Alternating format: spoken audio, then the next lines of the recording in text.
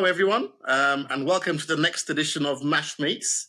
This week, I'm very lucky to be talking to Vicky Savage, Group Director of Development and Sales at Housing Association L&Q.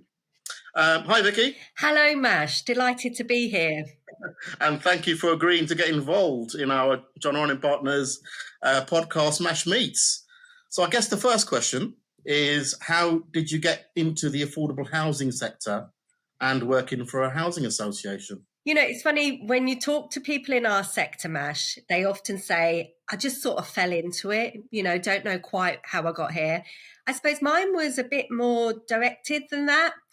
I always loved geography and I always loved urban geography. So I liked learning about cities and settlements and how they all happened. I lived in Northwest London in quite an urban built-up environment. You know Northwest London, you're a fellow Northwest London resident. And so I then went on to do a degree in urban planning. And then a lot of the urban planning degree was about housing and about poverty and about regeneration. And so following that degree, I did a postgraduate just in housing studies. And then from housing studies, I then went into a housing association as a development assistant, and I worked really hard and volunteered for every project that was going, and every few years got promoted to now being at the dream job, being in charge of L&Q's development and sales program, biggest in the UK.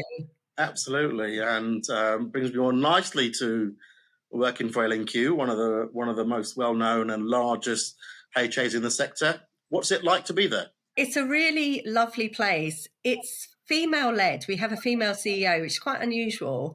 The place is very warm, caring, friendly. Although it's a big organisation and a complex organisation, we do employ 4,000 people. The structures are pretty flat, so people can just get on with their job, and innovation is encouraged. We're brave, we're visionary, we want to do new things all the time, and people will work together to try and do new things. So it's I love working at L&Q. It's a really good place. I have a fantastic team. We've got about 450 people in the development team. Quite unique in the sector that we have our own in-house build as well, who you know very well, Matt. And in recent years, with contractor failure, with remediation projects, I've been blessed to have that team, because they're just a trusted, talented lot of people that can go in and just fix problems for us, as well as doing really exciting new builds. So they're building out our very large Greenwich Peninsula scheme, big towers down in the peninsula. So yeah, it's a great team to be in charge of. I'm very fortunate. Yeah, sounds exciting. And so what's important to L&Q? Yeah, like most organisations, you would have heard about this in the press, we are directing resources to our existing stock. So the existing stock is now of an age where it needs substantive investment. There has been underinvestment in that stock. There's been lots of changes to regulation. There's the green agenda. There's fuel poverty. So we are, as a business, like many G15s, directing money to that programme.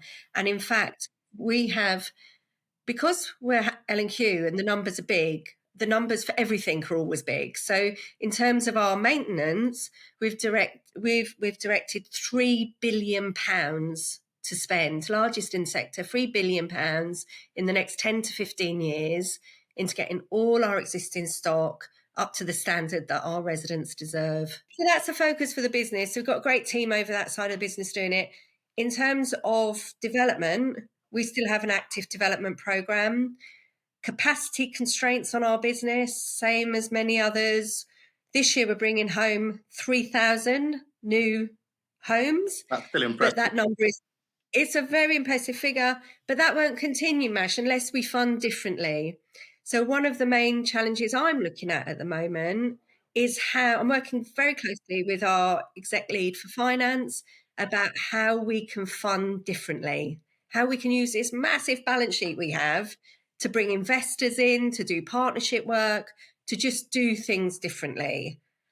So we have to do that in order to continue to develop. What is the plan for the next 12 months in development, and your vision for the next 5 years? What we have to do, I mean, the delivery of that programme is really important.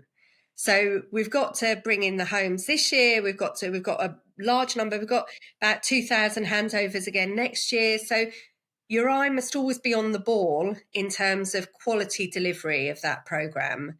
And as you know, Mash, we've all got so much better at that. So a lot of focus is on making sure you don't have that rush for the finish line, making sure it's not a numbers game, but every key you accept is of the condition that your family or my family would want to live in. Yes. So that's I think that's sort of the bread and butter. That's what you've just got to carry on doing.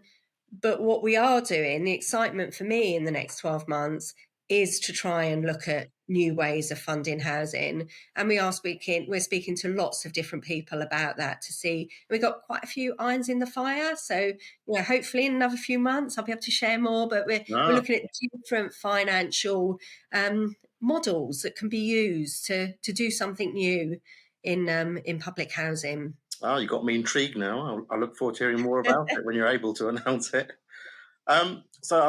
We've known each other a long time, almost 20 years, I think. And like you, I've been in the sector for most of my career. And I really love seeing regeneration, some of the stuff we've been doing.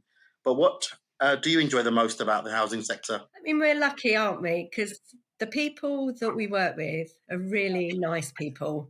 I've got so many great friends from work. I think we're usually quite can-do, solution-driven. We want to make change. We want to do great, exciting new projects. So I just think building new homes is really a fantastic thing to do, whether it be brownfield, whether it be regen, or whether it be patches of land. And then you go through your processes and then you hand keys to delighted families. And those homes are absolutely life-changing. I grew up, as you know, Mash, in public housing. And I just think that if you have a quality home, it changes your life. I was really fortunate. I went to university. My brother and sister both went to university. We lived in a really lovely home. We had space to do our homework. Our home was warm. It was safe. And I think that's what society needs. Homelessness is at crisis levels. 1 in 23 children in the capital sleep in a temporary home each night. Local authorities are spending £90 million in London collectively each month on temporary homeless solutions. Now, what a waste of money. What we need to do is build more homes. That is the solution. So, that's what motivates me to be in this sector. I do think homes are, quality homes are life-changing. If you are sleeping in a bed with your mum in a shabby old B&B hotel, those youngsters are not going to be executive development directors in future years. They're not. Social mobility will stop unless we give people good homes that can be the foundation for better lives. Absolutely. I think sometimes we all take it for granted and all these small things. But you imagine those families that sometimes in hotels for longer than a year. And I read the same stat last week, and I couldn't even believe what I was reading. It was just it was quite strange that we are here to develop and build new homes and build new communities. And Mash, when I heard that statistic, I heard it first last year that local authorities in London were spending 60 million per month. And I said to my research team, no, you got that wrong. That's 60 million per year. And they're going, no, we've checked and double checked. It's 60 million pound per month.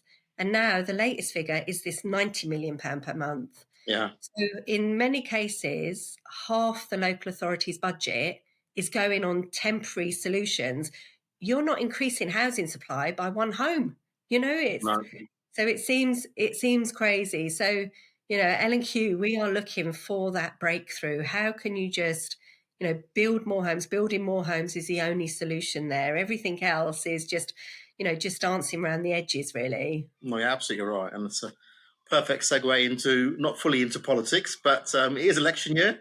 Lots of stats being thrown around by all the different parties. So if you were writing a housing manifesto, what would it say? Do you know what? I suppose it sort of follows on from what we've just said.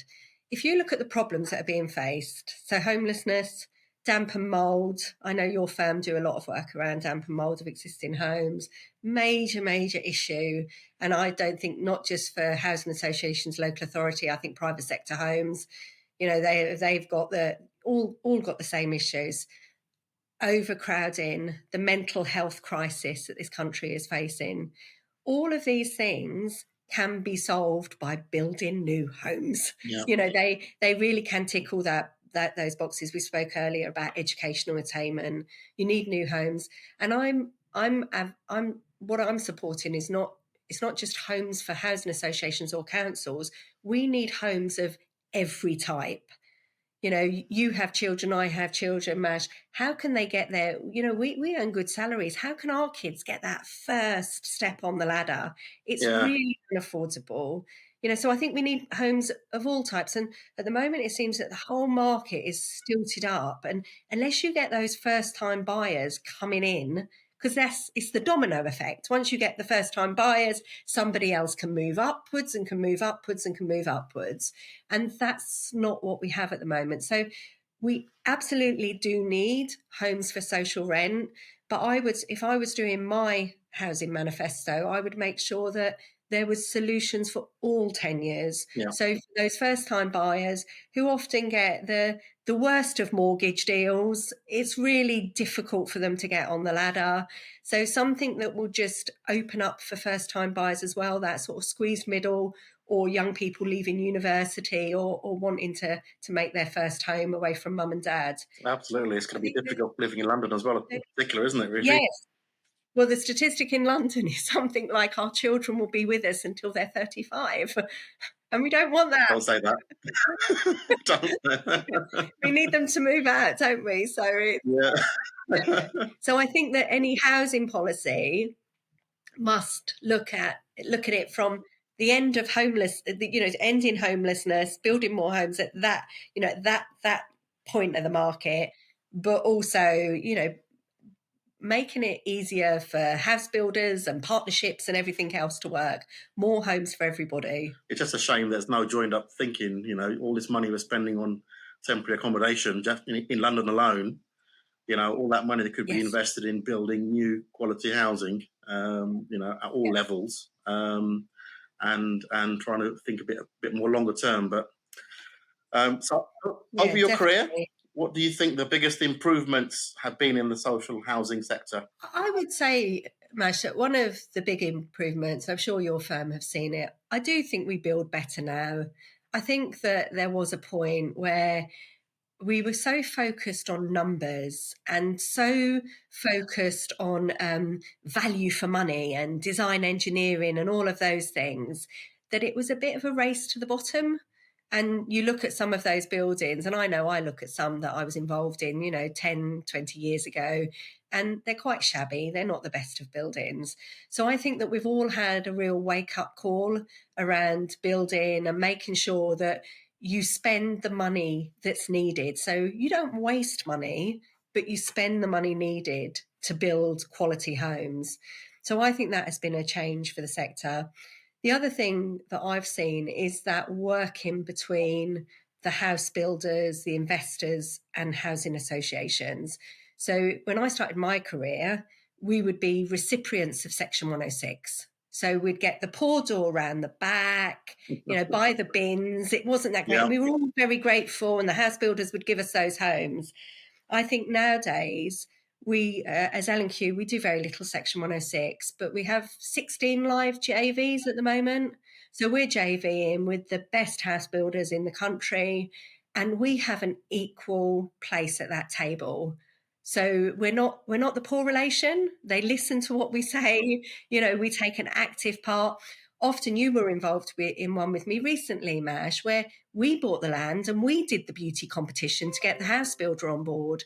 It wasn't the other way around, which it would have been in the past. Yeah. So I see that as that whole sort of maturity of our sector. We're developers, we're house builders in our own right.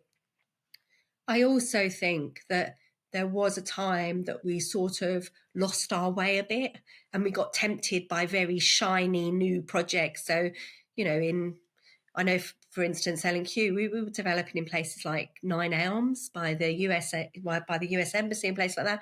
I think that there has in recent years been a real return to core values and saying, we shouldn't really be doing these multi-million pound penthouses, like let other people do that. What we should be doing is looking at our core purpose, the needs of our customers, and building really good social rented homes, building really good shared ownership homes, and looking after that segment of the residential buyer, rather than getting carried away with things. So I like that return to values. I think that is a really good thing. I think you're absolutely right. I think as an observer, I observe the same things since the financial crash of the late noughties, when you guys were asked to self-fund more or less your development programs, and it just, like I say, lost our way a bit. But it is nice. Everyone's social purpose is coming back and a bit more focus, and maybe we wouldn't need to spend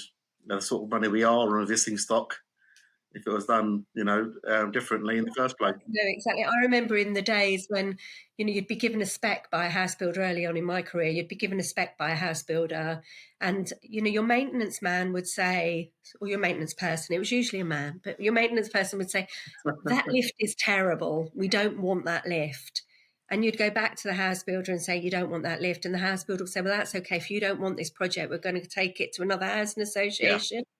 Whereas I think that's changed, because now in partnership working, we say our maintenance team know the best lift. They know the best kitchens. They know the best bathrooms. And this is what we want, and we client it that way. So if someone says, well, I can do you a deal on some really cheap kitchens over here, we say, we don't want them. We want our kitchen spec. So I think that this whole maturity that we have, I think we're a sophisticated sector, we're a mature sector now when it comes to the development, and our house builders really respect us. We have people like Hill, like Mount Anvil, who, they really respect what we bring and what we can offer to any partnership working. Yeah, certainly more collaborative, and everyone understands what strengths they bring to the table now, and those strengths are very valuable. So, within your role, you appoint lots of partners. So, what is it that you look for in a partner to work with you? I think it's a bit like marriage, isn't it, Mash? Like you gotta be really careful in that initial selection, because you're with that, because of the length of our projects, you're with that team for a very long time, aren't you? And I do think projects like a bit like a marriage. A project will go through its highs and goes through its lows. So what you need is somebody who understands the values and the objectives and the issues that are facing your company. So I know with you, Mash, when I arrived at L&Q, I was very concerned about some of our projects. And I got on the phone to you and you said, don't worry, going to go down there, we're going to have a look, we're going to walk around, we're going to talk to people, and we're going to find out. So a company who could, because I think when you did that exercise for me, you were almost walking in my shoes. And I think that with your partners, you need partners who can walk in your shoes. Because we're dealing with public money, we often do have a certain set of bureaucratic processes we have to go through. We don't just go and sit in front of the MD and the MD says yes or no. We write reports, we have to go through processes. So we need a partner who understands our processes and can time those in and things like that. But more than anything, it is that attitude. I know with JRP, across the board with your people, we work with some great people, work with Paul, you can pick up the phone almost day or night and say, can you do something for me? And they've sort of said yes before I've got to the end of the sentence. And that's what we need in a partner. And, like with us, when we had contractor failure issues in the Northwest, I knew that I could pick up the phone to you and you would go and help us to sort those problems. So, that's what you're looking for in a partner. And you're looking for somebody who doesn't want you to sign a big commissioning document before they leave their office. You need somebody, that level of trust that, you trust you will get the right commissioning document. You trust that you'll be paid the correct amount, because of course you've got to be paid for all the wonderful work you do. But I think that often, partners can sometimes get so obsessed with the paperwork, the commissioning document, the fees, that you lose sight of what you're actually trying to achieve in a project. No, I think you're right, and you hit the nail on the head in terms of trust and honesty. And one thing, as you know from us, is that we won't sugarcoat stuff. We'll give you a very honest answer of where things are, warts and all. Sometimes it's not very pleasant to hear, but at least you know where you stand, and you can then make judgments and calls with us accordingly about how projects proceed. So, and the other thing, Mash, I do think the best of partners, and JLP being one of them, you don't just look at this project. You're looking for the next project and future projects. So and I think that's really important, because sometimes you will work with a house builder, developer, or contractor, and you feel so bruised by the experience, you never want to work with them again. And I think the best of partners see it as not a one-off project, that you're going to have this project, and then next year you'll move on to something else. The year after you'll move on to something else. So your business, the sort of the outcomes for your business are very much based and partnered with the outcomes of our business. We're all in it together, and I think that's what you need from a good partner. And it is that long-term thinking. If you're just here for one project and then you're off, then you won't make much of that. So no. So the number of years you've been in the housing sector, what's your favourite memory or moment so far? I've loved my career, and I think you've seen that. You've seen my career, Mash. You've always, we've worked together for many, many years, from when I was quite junior in the sector to the giddy heights of where I now am. When I reflected on this, I did think about a time when they say you should never meet your hero. Now, one of my heroes is Joanna Lumley. So, from Absolutely Fabulous. I absolutely love her. Now, I knew she was a local resident to a project we were building. So I thought, why not? Let's approach her agency and see if she will open our project. And she said yes. And so that morning, we had our little temporary stage all set up in the room in the community centre where we were doing the opening. And I spoke first about the project, and then I introduced Joanna Lumley to the stage. Oh, wow. Then I walked Joanna around the project, and she was so warm and graceful. She spoke to every resident. She was only meant to be with us for an hour. She stayed for 3 hours. Wow. She was just an all-round wonderful person. And I just thought, how lucky am I? And I've got a photograph of her. There's a photograph of her and me, and I have it proudly displayed in my hall. So it was, they were one of the moments where I thought, gosh, I am so lucky to do the job that I am doing. Yeah, you must send me a picture of that. And here's me thinking I was your hero, but obviously not. And so, you've known me for a long time. You know my passions around family, golf, Spurs, which I share with your hubby. But when you're not focusing on housing, what do you enjoy doing? One of the things that I do, and it keeps me absolutely balanced and sane, is I'm a practitioner of Tai Chi and Qigong. So Tai Chi, all those beautiful slow movements where I think when people think of it, they think about China and Japan, and you will often see people in the parks doing these series of movements. So I've been doing Tai Chi now for about 10 years. So I'm very keen. I go to lots of classes. I go to weekend workshops. I was very fortunate last year to go to Japan and I went to a Tai Chi course in a Buddhist monastery and on a mountain in Japan, and that was a golden moment to do that. Yeah. So that's a big passion of mine, and in a way, it's a bit of a way of life. Like I make sure that I do practice my Tai Chi every day, and it's something that really does keep me grounded because work can be really stressful and really busy, and there's lots to achieve, and it's difficult. And at the moment, housing associations get a very bad press. Yeah. So I think that we have to take care of ourselves, and so building that self-resilience is a really good thing. And then you can be much better. You can be much better as an exec director, much better as a mum, much better as a wife if you can build resilience and keep balanced. So that's my main hobby. I also really love the arts. So I'm lucky enough to be a member of the Tate and of the National Gallery. So I always pop down there whenever I can, see all the exhibitions.